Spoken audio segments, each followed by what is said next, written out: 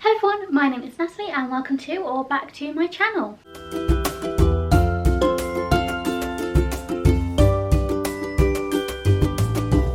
Now, as I'm sure you've gathered by the title of the video, today I will be reviewing The Girl and the Goddess by Nikita Gill.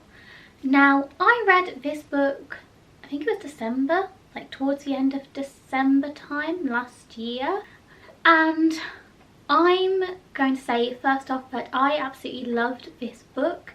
This is the first book I have ever not really annotated, but I did go through and highlight all my favourite lines from it. So yeah, I felt like I absolutely had to review this because it was the first book that made me want to actively annotate because of the language in it. Now, this book is written in verse, so it's a book of poetry, but it does tell a story.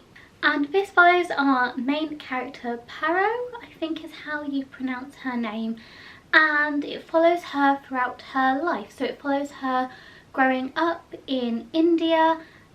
More specifically, majority of her life she spends in New Delhi, and it follows her through her journey through to womanhood and the political tensions that are rife within her country, and we see how she navigates all that. It's also got LGBTQIA+ representation in this book with a few characters, including our main character. The author, Nikita Gill, is also Indian. Both her parents were Indian, and from the ages of 6 onwards she actually grew up in New Delhi, so this is an own voices representation of India and someone growing up and actually who has lived in New Delhi with Indian parents. This book also represents a lot of Hinduism and has a lot of Hinduism cultures and their stories, and also talks about the celebrations of the Hindu culture. So if you are interested in that, then I would definitely pick up this book if reading in verse is something you are interested in, because I learnt quite a bit actually that I didn't know otherwise about the Hindu culture and about some of their celebrations. I found this a really interesting read. This book is also full of spiritualism, so if you love that, either want to explore it more in books, or if it's something you personally identify with, such as I do, then you will also love this book. Nikita Gill's writing style is also gorgeous. Her poems are wonderful, and she writes in such a way that is so relatable, which is why I even annotated this book in the first place. Now, I'm going to read to you the line that first made me want to annotate this book, and yeah, this one really got to me, this line. "Everything about you may look like someone else, but that spirit was my gift to you and no one else." Another thing I want to point out about this book is, even though it's written in verse, it does follow a story.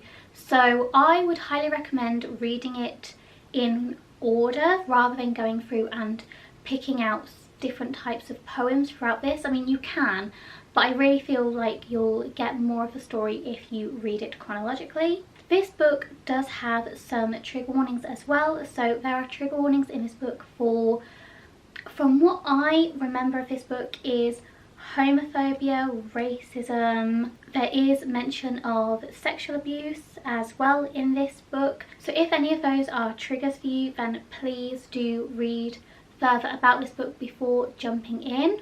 This book also is told in an interesting format where within the poetry and the story of this young woman, we do also get the different gods from Hindu culture coming in, and we do hear about their stories. And within the book, it's them telling their stories to this girl. So it is very whimsical as well in the sense of how we hear about those stories. So again, if you're interested in Hindu culture or any of the gods' stories from Hindu culture, I would definitely recommend picking this book up, even though it's not a factual book. And I did learn a lot about Hinduism from this book and some of the stories. Some of the stories I knew, but a lot of them I didn't. But yeah, overall I absolutely adored this book, and if a book told in verse is something that you are interested in or that you can personally read, then I definitely recommend this one.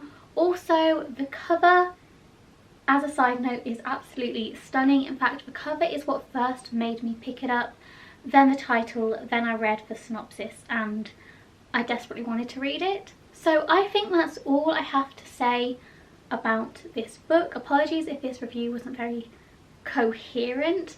Thank you so much for watching. This was my first review on this channel, so it may be a little here, there and everywhere, but I'll try and get a better formatting in place for when I do future reviews. Please let me know down below if you have read this book or any books you may want me to review.